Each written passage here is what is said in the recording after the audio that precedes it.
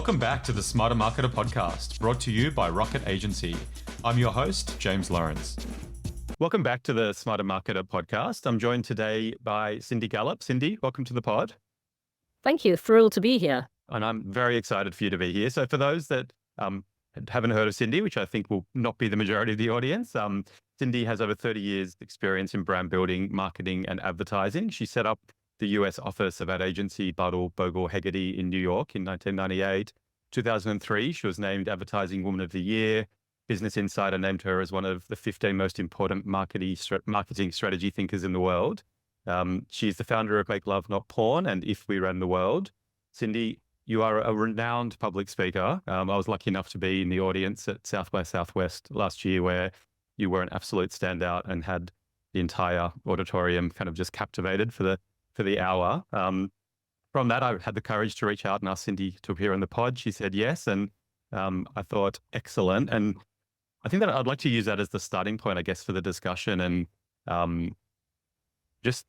you started that presentation by talking about aspiration, I guess, and what that word means and what it doesn't mean. And I think how us in marketing and advertising have kind of almost started that concept and you've kind of challenged the notion in many levels. So maybe we could start with aspiration and what it means. Sure. So, basically, James, this is a concept that I've been talking to our industry about for many years. But I'm delighted to talk about it here because it's about time someone bloody well did something about it. and I'm not seeing that happen in the way that it should. So, I've been exhorting our industry for years to reinvent aspirational culture. And I've been doing that because as an industry, we invented aspiration. We made people want things. But the things we made people want originally were material things. So we made you aspire to the right watch, the right car, the right house. We have a huge opportunity today to reinvent what is aspirational around things that will actually enormously benefit consumers and improve their lives. And because of that, will not uncoincidentally sell a shit ton more product and make more money. I think that was the title of the presentation. And so, I'll give you one example of what I mean. So our industry deals in stereotypes. And there's a very good practical reason for that, because stereotypes are very useful creative shorthand. When you only have 30 seconds to communicate, stereotypes accelerate the storytelling process. Yeah. What that means is that we have perpetuated the stereotype of the heteronormative marriage slash relationship as man as strong, confident breadwinner and woman as warm, caring, nurturing homemaker. And so, what I've been asking our industry to do for years is I want to see us reinvent aspiration around the aspirational relationship role model of today, which is a partnership of equals. Because today, both halves of a couple, and by the way, that is whatever gender the couple is, both halves of a couple work because you have to, because of the economy. And that requires new forms of negotiation as to who does the housework, who does the childcare, what happens when one half of the couple earns more than the other, what happens when one half of the couple has a job and the other one doesn't. And we have a huge opportunity to reflect the world as it really is, but within that, to make people want things that will really improve their lives. Because right now, there are many men out there who are house husbands, who want to stay home and take care of the children, or, are in a situation where, their wife or their partner is, the bigger breadwinner. And so it makes sense that, they would divide the roles differently to the stereotype. And yet those men are still looked down upon by other men and also by women. Imagine if being a house husband, being a stay-at-home father was enormously aspirational, was celebrated as such, and held up as something that every man should aspire to. That would make such a dramatic difference in men's lives and in women's lives as well. So that's just one example of what I mean. But there are many, many opportunities to reinvent aspirational culture around many things that will make us all a great deal happier. Yeah, and I think one of the takeaways from the presentation was that aspirational just means better. And I think because of the way that the industry was built and kind of started, I think we've almost connotated that to be luxury and wealth and status and all of those things. If you talk about aspiration, I think we traditionally would think of those things as opposed to more practically what helps make our lives better, right? And I think advertising and marketing, obviously, it can mirror society, but can also it can mirror a version of society or a perspective of society, but it also leads us in many ways, right? We are so shaped and impacted by the way that things are presented. No, James, absolutely, because what we do is an enormously powerful force in popular culture. Yeah. We absolutely have the power to shape people's attitudes, mindsets, and behavior. And, I find that often we do not think consciously enough about the fact that we can do that and the really interesting and beneficial ways in which we can do that. So, just, off the point I just made about the aspirational relationship role model today. So, one of the things I do is here in the US, I'm one of 3 chairs at a nonprofit called the Ad Council. And the Ad Council basically is responsible for those famous public service announcement campaigns you've seen come out in the a mind is a terrible thing to waste. This is your brain on drugs.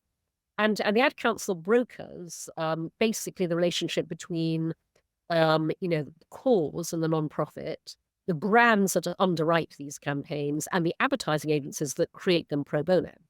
And so I am, as I said, one of 3 chairs of the basically campaign review committees. The other 2 are Susan Cradle, who's the global chief creative officer of FCB, and Margaret Johnson of Goodby. And we work with teams of people in the ad industry to review these campaigns at the strategy stage to make sure the strategy is great, at the creative concept stage to make sure the work is great, and then the rough cut, almost finished stage to make sure execution is great. And, the number of times I've had to do something like this is extraordinary. But, a very well-known large agency, created a campaign and presented it. My CRC critiqued it. But at the end of it, I said to them, can you do one more thing? And this is incredibly easy to do. It won't cost anything budget-wise, and the client will not have a problem with it. But in the 2 TV scripts you've just presented to us, please flip the genders. Put the girl on the football field with dad and put the boy in the kitchen with mom.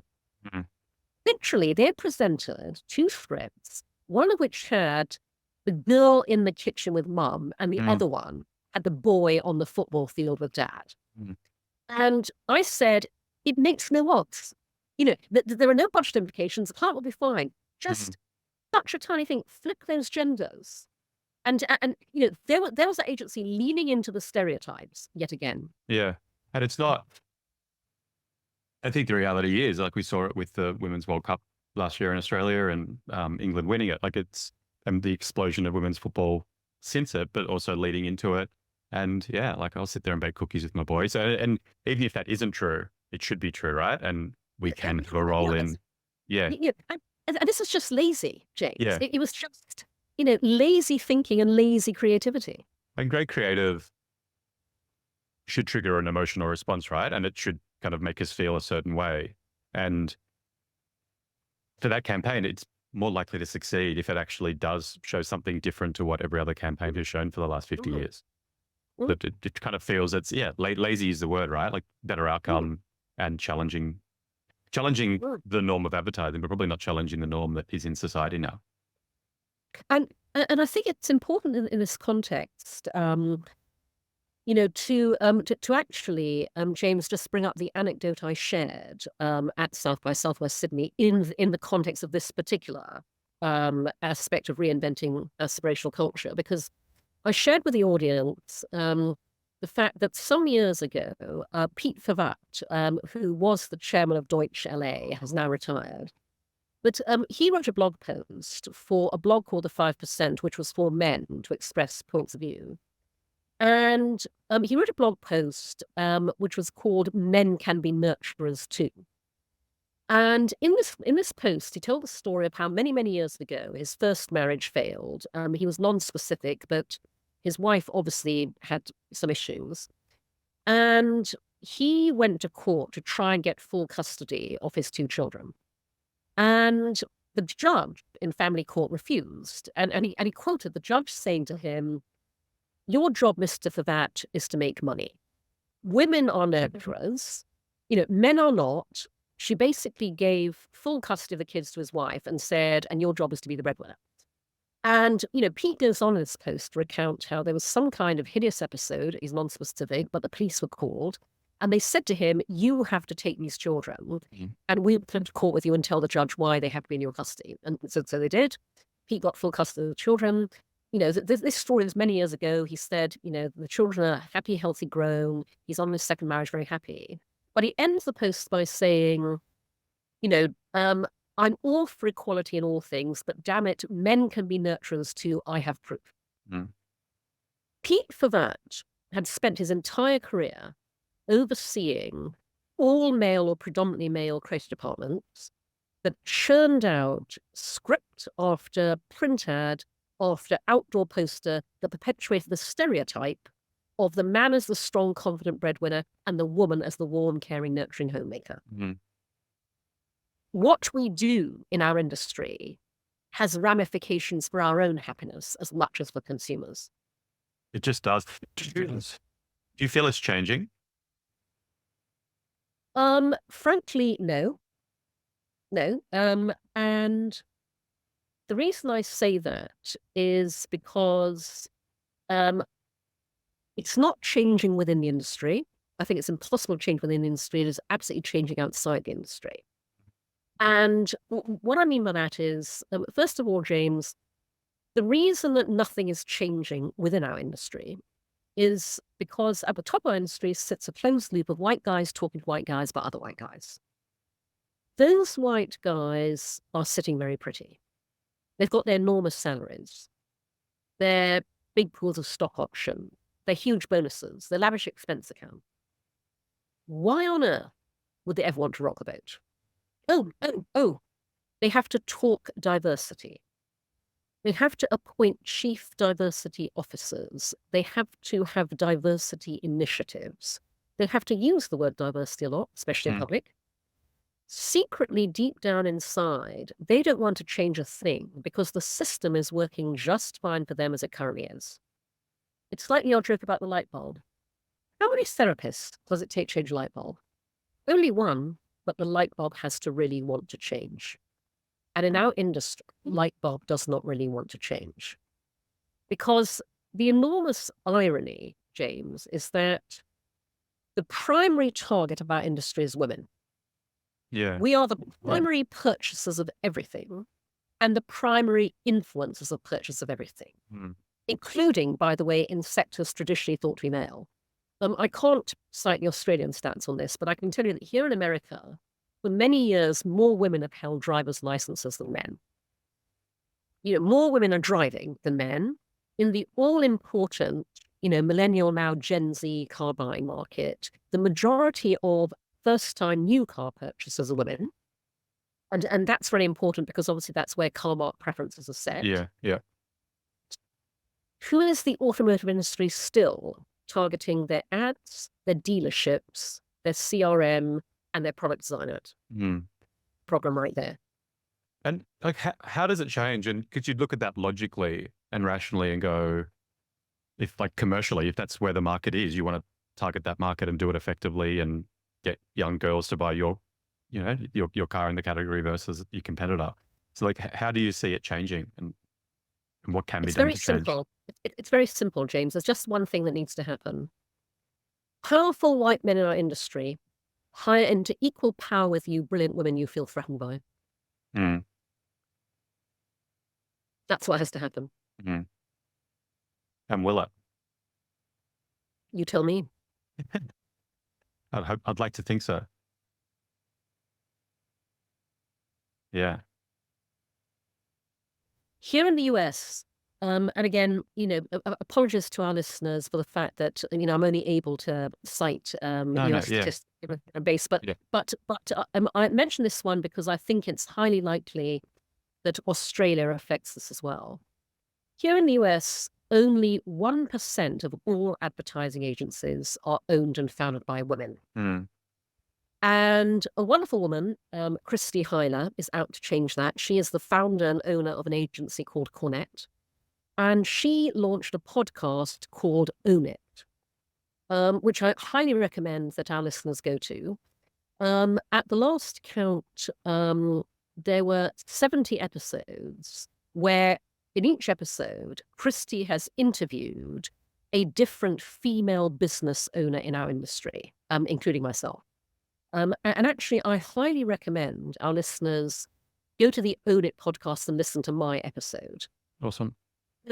Because Christy asked me in her interview, why I thought there were so few women who had founded and were owning advertising agencies.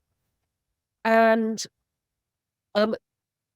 there are a couple of reasons. I'm going to come on to the second one in a moment, but the primary reason is absolutely not because women don't want to found their own businesses or because they're not capable of founding their own businesses. It's because they have had all their confidence beaten out of them by the men in our industry. They've had their careers sabotaged. They've had their dreams destroyed. They had their ambitions crushed, and they don't believe they're capable of it. Mm. I say that, James, because one of the things I do is I have a personal coaching practice. I coach women and men. And I coach women and men across all industries, by the way. But I coach, unsurprisingly, a lot of women in our industry. Yeah. I coach brilliant women who have no idea how brilliant they are because they've had all their confidence beaten out of them by men. They've been held down by men, kept back by men, had their careers derailed by men. They have no idea how brilliant they are. Mm-hmm. That's why there are a lot more female-owned agencies. The other reason, which I think is very interesting for our industry and our listeners to just be aware of, because I talk about this a lot because I haven't observed anybody else talking about this. And also I think it's very good for our listeners to reflect on, is in every industry, which is like ours, at the top of those little white guys talking to white guys about other white guys, in every other industry, those white men at the top who've made an absolute goddamn fucking shit ton of money out of that industry invest it back into the industry. Hmm. A really obvious example is the PayPal mafia. The billionaires that came out of PayPal, Elon Musk, Peter Thiel, Max Levchin, et cetera, invested their billion back into the future of fintech because they had built the future of fintech and they saw how much opportunity and how much potential there was. Yeah. As I said, that happens in every other industry except ours. The white men at the top of our industry have made an absolute goddamn fucking shit ton of money out of it, or not reinvesting that money back into the future industry. Mm. That is a real indictment in terms of what it says those white men think about our industry. Mm. It says they see our industry as a money-making machine for themselves, and they don't believe it has a future.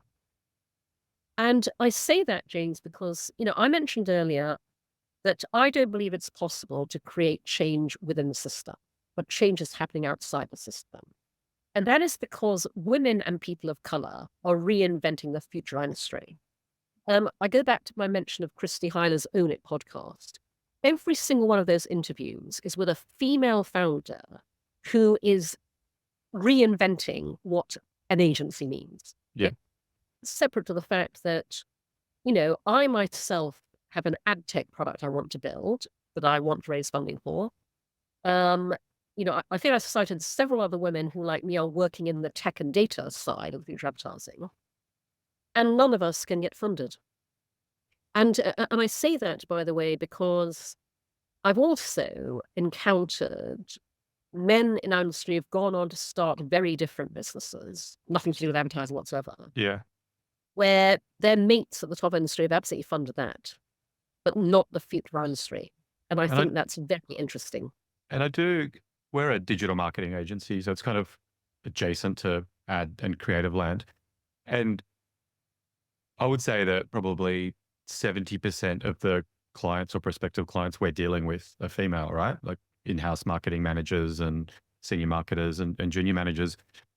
And in our industry, I think those numbers would be about right. Where probably 90% of the agencies in our space would have male founders of those businesses. But I kind of look at it similarly again, which is like it would almost be a competitive advantage if you're a female founder of a digital marketing agency and you're dealing with 70, and of course that doesn't mean that, women can't deal with male buyers and male buyers wouldn't buy with a female founder. But I think to me, it's just logical. Like there's no reason why it can't happen. Do you know what I mean? Like it shouldn't logically be a barrier. Yeah. But actually, James, it's not even about who you deal with. It's about the fact that, as I said earlier, the primary target of all advertising is women. And yet our industry is male dominated. Mm-hmm. We as women are being targeted and sold to through the white male lens. Mm-hmm. That's why surveys regularly report that 90% of women feel that advertising is not relevant to them. Mm-hmm. We know how to sell to ourselves, but in a male dominated industry, we don't get to. It's very interesting. I will ensure that we include a link to the Owner podcast in the notes of the show. I think really, really interesting. Like in your presentation, we spoke about 5 areas of aspiration, of which sex is one. I thought age was fascinating as well. I think it is an area where there is this kind of incongruency, or what is being projected is not reality, right? I'd love to kind of dig into that as well. Sure. Again, this is something I've been talking about for years. Our industry makes the enormous mistake of thinking that older people want to be young. We don't. Young people want to be us. Because we, older people, are extremely aspirational. Because at this age, we don't give a shit. We don't care what anybody thinks. We can do whatever the hell we want. Did you ever, Cindy? Did you? I would have thought I would have thought you never would have given a shit about what people thought. Is that true? In my younger years, my young insecure teenage years, yeah. At this age, we have developed our own sense of style, our own sense of personal style, our own sense of home decor style. We know what really matters in life, in relationships, in friendships, with regard to our beliefs and values. All of that is tremendously aspirational to younger people. And, I have proof of that myself because, I'm 64. I tell everybody how old I am as often as possible. I shout my age from the rooftop because I believe the opposite of what people tend to say when they want to counter ageism, which is, oh, age is just a number. I disagree. Your age is a very special number because your age is the sum total of you. Your age is the sum total of all of your life lived to date, all of your experience, all of your expertise. Your age is your value. And a couple of years ago, I was asked to do an interview for a wonderful series from a brand created by mother and daughter, Lisa and Lily. It's called Style Like You. And they have an interview series called What's Underneath, where the format is, the interviewee sits on a stool, Elisa and Lily sit behind a camera. They ask the interviewee a question, and as the interviewee answers, with each question, you remove an item of clothing. The idea being that you metaphorically and literally strip down to what's underneath. So they asked me to do an interview they have different kind of target segments, and they want to do a series with older people. And so, at the age of, at that time I was 62, I think, so I took off all my clothes down to underwear while talking about, how I like to live my life. The fact that I have never wanted married, never wanted children, adore being single, cannot wait to die alone, date younger men, casually recreational sex. Talked about make love, not porn, et cetera, et cetera. I have to say, I was blown away by the response to that interview. First of all, I went viral on TikTok, and I wasn't even on TikTok, but from this interview, got millions of views, thousands of comments. There are 900 versions of stitched together with this interview on TikTok. A lot of them, Gen Z loves me. A lot of them using the meme, I have seen my future and it is bright. That's And awesome.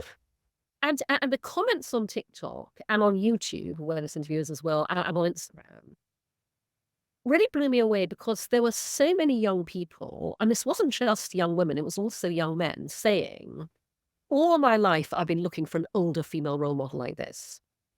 And there was one very moving comment left on the video on Instagram, where a young woman said something along the lines of, imagine if we had grown up all our lives, seeing and hearing women live and talk like this. Imagine how very different our lives would be now. Yeah.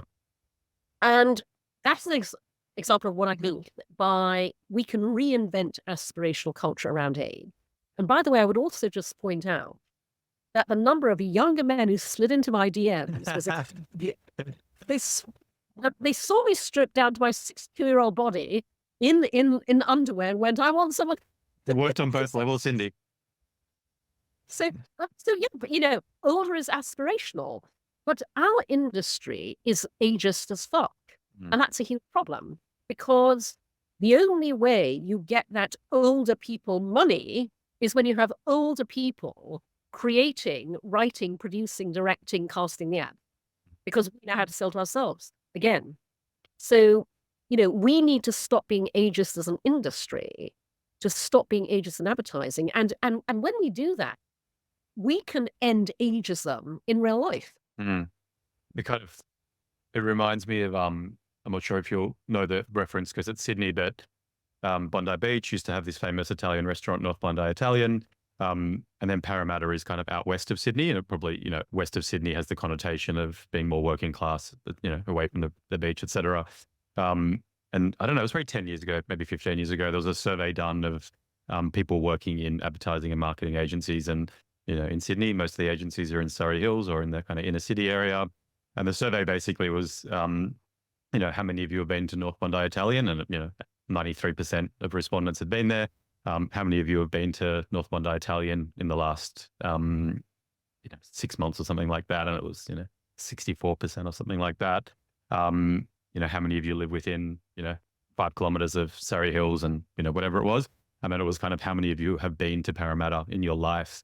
And it was kind of like 43%. And how many of you have been there in the last year? And it was kind of 12%. And just making the point that the people who are writing the ads and putting the creative together and putting this message, which is important, right? Like what we listen to on the radio or drive by on a billboard or see on TV, like it rightly or wrongly, it kind of reflects society, but it also kind of, to your point, it reflects an aspirational view, or it's projecting an aspirational view of what the world should look like. And if women are making the majority of buying decisions, and if older people, have the purse strings, which in, Australia, like that demographic controls a huge amount of the economy, right? Absolutely. Everyone.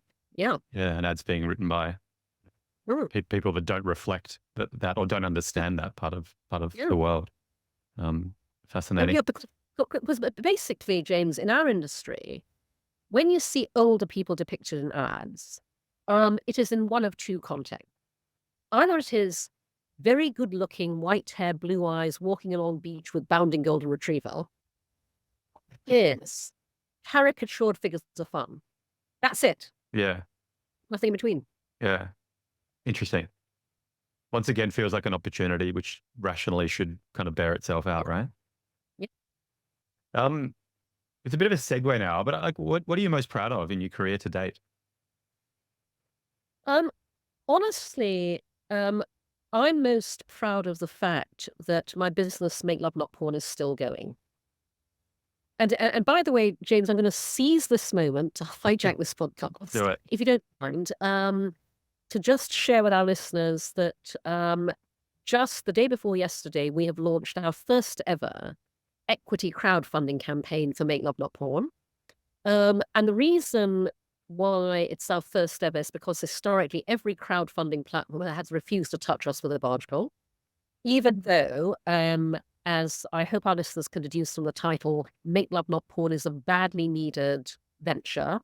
Came about It'd be because great to talk about it. I was Yeah, going to go there, but let's can you maybe Yeah. just take a backward step and just kind of introduce what it Sure. is, why it started, and the challenges I think that we've had along the way. Sure. So basically, Make Love Not Porn is a complete and total accident because I never consciously intentionally set out to do anything I very bizarrely find myself doing now. It came about because I date younger men. They tend to be in their 20s. And it was through dating younger men that I realized, gosh, 16, 17 years ago now, that when we don't talk openly and honestly about sex in the real world, porn becomes sex education by default in not a good way. And, when I realized this, I'm a naturally action-oriented person. I thought, wow, if I'm experiencing this, other people must be as well. I didn't know that because 16 years ago, no one was talking about this. Mhm. No one's writing about it. This was me just going, I want to do something about this. So 15 years ago, I put up on no money a tiny clunky website, purely as a side venture, at makelovenotporn.com, that in its original iteration was just copy. The construct was porn world versus real world. Mhm. Here's what happened to the porn world. Here's what happened in the real world. I launched it 15 years ago this month at TED in 2009. I became the only TED speaker to say the words "come on my face" on the TED stage 6 times. I'm the first person to say it on the Smarter Marketer podcast as well. Oh, well, the talk went viral as a result. And it drove this extraordinary global response to my tiny website that I had never anticipated. Mhm. Thousands of people wrote to me from all around the world, including Australia, young and old, male and female, straight and gay, pouring their hearts out, telling me things about their sex lives and their porn watching habits they'd never told anyone before. And I realized I'd uncovered a huge global social issue. And so I then felt I had a responsibility to take Make Love Not Porn forward in a way that would make it much more far-reaching, helpful, and effective. And so I turned it into a business designed to do good and make money simultaneously, which is what I believe all business should be. And so today, Make Love Not Porn is pro-sex, pro-porn, pro-knowing the difference. Mhm. We are the world's first and only user-generated and, importantly, 100% human-curated social sex video sharing platform. So we're kind of what Facebook would be if it allowed you to socially, sexually self-express, which it clearly doesn't. The way to think about us is, if porn is the Hollywood blockbuster movie, Make Love Not Porn is the badly needed documentary. Mhm. The unique window onto the funny, messy, loving, wonderful sex we all have every day in the real world. And what we're doing is we are socializing, normalizing, and destigmatizing sex, bringing it out of the shadows into the sunlight to promote consent, communication, good sexual values and behavior. We are literally sex education through real world demonstration. And, well, the reason I say I'm proudest of the fact that we're still here is because when I embarked on this venture, I had no idea that I and my tiny team would fight an enormous battle every single day, not even just to keep it alive. Basically, because every piece of business infrastructure any other startup takes for granted, we can't. The small print always says no adult content, and it's all pervasive. Yeah. Can't get funded, couldn't get banked, can't put payments in place, banned for advertising. And what is interesting about Make Love Not Porn, James, is that as a unique business, we have a unique capability. We have the power to change people's sexual attitudes and behavior for the better in a way that nothing else can. And so what we are doing is, because I live my own philosophies, we are reinventing aspirational culture around sex. And, I'll give you an example that may resonate particularly here in Australia, because I designed Make Love Not Porn to be fully diverse and inclusive, and we are. Our members and our contributors, and we call out Make Love Not Porn stars, are all ages. They are male, female, trans, non-binary, straight, LGBTQ, all races, ethnicities. We're a global platform. We have Australian Make Love Not Porn stars. But in the 11 years we've operated as a business, we've observed that Make Love Not Porn is especially a revelation to men. More men send us grateful emails, leave appreciative comments than anybody else, because we are something utterly unique that men will find nowhere else on the internet, which is a safe space where men can be and what other men being open, emotional, and vulnerable around sex. You would not believe the number of men who write to us regularly and say, I just watched my first video of Make Love Not Porn and afterwards I cried. Mm. I've been saying for years that I wish society understood the opposite of what it thinks is true. Women enjoy sex just as much as men, and men are just as romantic as women. Yet neither gender is allowed to openly celebrate either fact. Mm. We would all be so much better off if they were. I picked up a wonderful Twitter exchange last year between two men. The first man had tweeted, as a joke, obviously, hey guys, I've got this really weird fetish. I've got this kink where I want to watch porn where people are honest, loving, loyal, decent, and really like each other. Really honestly, please. And another man replied and said, there's this website called MakeLoveNotPorn where you can watch real couples making love. He said, I watched a video where the woman said to her man, I love you, while they're making love. He said, sincerely, I cried when I heard that. Make Love Not Porn is one of the solutions to toxic masculinity. And this is very important because ultimately our Make Love Not Porn is to end rape culture. Mm. And by the way, that sounds like a very big vision, but we have 11 years of proof of concept at a micro level. We end rape culture by doing something incredibly simple that nevertheless nobody else is doing. We end rape culture by showing you how wonderful great consensual communicative sex is in the real world. Mm-hmm. Social sex videos role model good sexual values and good sexual behavior. And here's the important part in line with the female conversation. We make all of that aspirational versus what you see in porn and popular culture. One man left a comment on the video saying, this video makes me want to be a better man in the bedroom and in life. It's amazing, That's isn't it? what we can achieve. Yeah, and like as the father of 3 little boys, it terrifies me because porn has unfortunately become the way, like a prime way that young people are kind of learning about what sex is and what it isn't, and it's not reflective of the real world, right? And it's terrifying that then, in the same way that marketing and advertising shapes, how we might view society, it's the same again in the bedroom, right? Exactly. And that's why, James, it is literally criminal. I use the term advisedly that I have not been able to raise the funding I need to scale Make Love Not Porn to be the Facebook of social sex globally. And that is why I'm going back to the point I began making, because I want to ask our listeners to support me in a way that, to be perfectly frank, our industry has not supported me in the past. As I said, we've just launched our first ever equity crowdfunding campaign on WeFunder. Who embraced us because this community round is being led by the actress Jamila Jamil, who you may be familiar with from The Good Place and She-Hulk. And she has a wonderful community called iWay, which is all about body positivity, feminism, equality, etc. And she is leading this community round. And so WeFunder, the crowdfunding platform, have embraced us.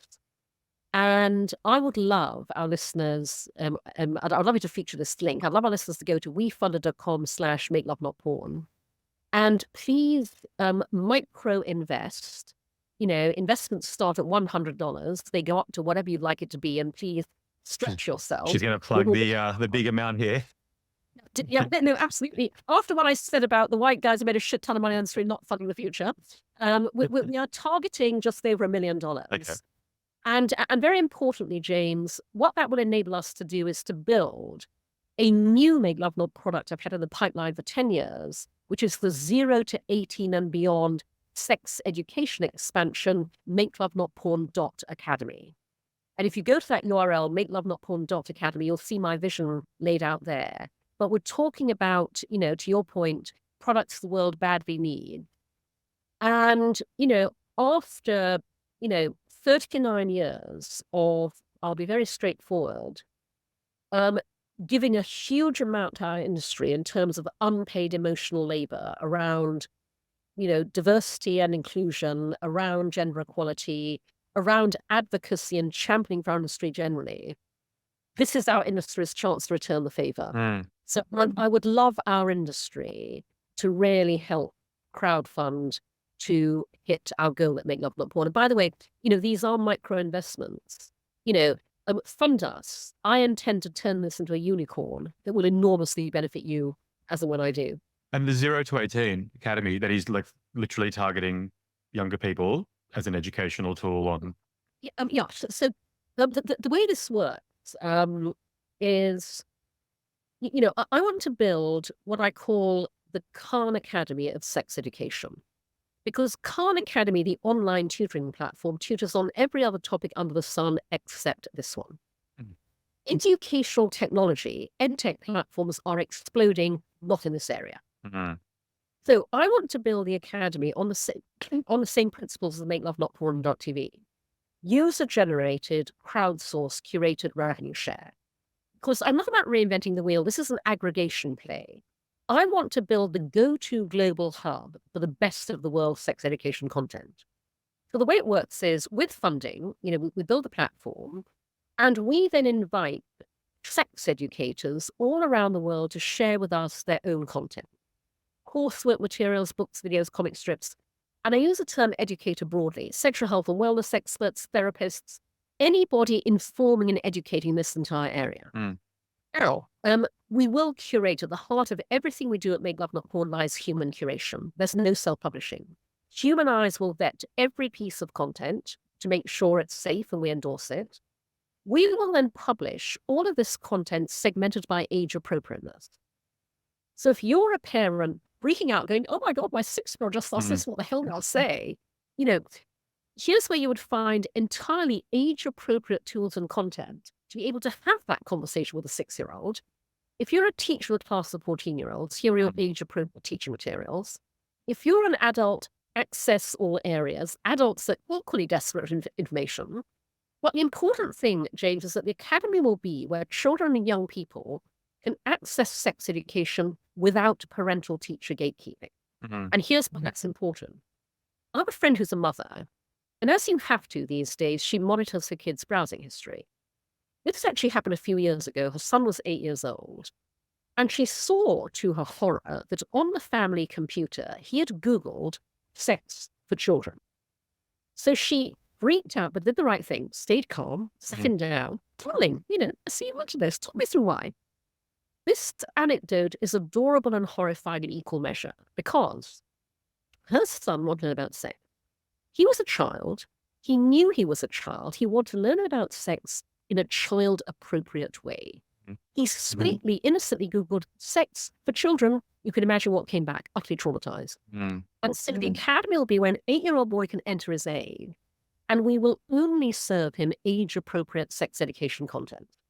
Now, some of this will be free to access per that example, but we'll also charge to subscribe, download, bulk buy if you're a school. There are different revenue streams, different use cases. By the way, we're talking huge revenue generator. And we will then split the income 50-50 with its creators in the same way that we currently do with our revenue share model with our Make Love Not Porn stars on Make Love Not Porn. Because right now, James, no one goes into sex education to make money. I have friends all around the world who are brilliant sex educators. They face all the same obstacles I do.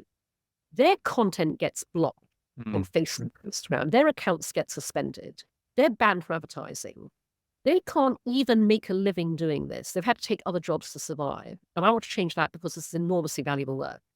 But I have 3 other agendas with the Academy. The first is that when I can build an educational expansion, I reframe Make Love Not Porn. I give us social legitimacy. The second is that because we are banned from promoting Make Love Not Porn on media, social and traditional, Yeah. I believe in building solutions to my own problems. I designed the Academy to be a very effective growth engine for the core business. Mhm. Because when you're 18 and over, you graduate to sex education through real-world demonstration. We can send all the parents, teachers, and adults straight to the core business. But the third item is I'm out to prove concept. And what I mean by that is, for years, people have said to me, oh, Cindy, you should go to schools. Make Love Not Porn should be on the curriculum. And I've gone, no, I shouldn't. Because anybody trying to bring sex ed into schools comes up against the Parent-Teacher Association, moral panic, But here's the thing. The people keeping sex ed out of school don't know what it'd be like if they allowed it in. They'd be really bad. Mhm. In the sense they have this abstract, Sodom and Gomorrah will ensue. When I can show you what does not exist anywhere right now, when I can show you all in one place the best of the world's sex education content, and you can see for yourself at a glance how brilliant, informative, educational, healthy, and non-threatening it is. Mhm. And when you can search it by age appropriateness and by sensibility, because we will have Christian sex education, Muslim sex, Jewish sex education. Mhm. That's when I can get sex ed in schools. And in Yeah, fact, one investor said to me, Cindy, the moment 100 schools sign on to the Academy, you're looking at a completely different value proposition. Mhm. Yeah, and otherwise the education's coming from Pornhub, right? Exactly. And so everyone who's listening, that's what I would love you to micro-invest in. We Funder. Well, And WeFunder. WeFunder.com/make-love-not-porn. We'll chuck that link into the notes. Cindy, I have loved talking with you. We end every episode of the pod with the question of what's the best piece of career advice that you would give to marketers? I think, to be perfectly honest, the best piece of career advice I can give marketers is the same piece of life advice that I would give everybody, which is don't give a damn what anybody else thinks. And what I mean by that is, I recommend to everybody, and this applies whether you're a person or a brand, okay? If you've never done this, take a long, hard look into yourself and ask yourself, what do I believe in? What do I value? What do I stand for? What am I all about? Because when you do that, that makes life so much simpler. Life still throws at you all the shit it always will, but you know exactly how to respond to that shit in any given situation in a way that is true to you. That is the secret of happiness. Living your life and working your work in a way that is always true to your values. And by the way, that is also the secret of brand success. Operating as a brand in a way that is always true to your values. And so when you do that, you don't need to give a damn what anybody else thinks, because you know that what you are doing is always true to you. So yeah, I would say don't give a damn what anybody else thinks. It is brilliant. And I like the depth to the kind of follow up on it. I think it's kind of the first bit can be, can mean a whole bunch of different things, but I think that underlying being kind of congruent with what you actually believe in sets you up for happiness, right? You end up being with people that like you for you or in a workplace. So yeah, I think it's wonderful wisdom to impart. Cindy, thank you so much for being on the pod. Terrific. It's been an absolute pleasure, James.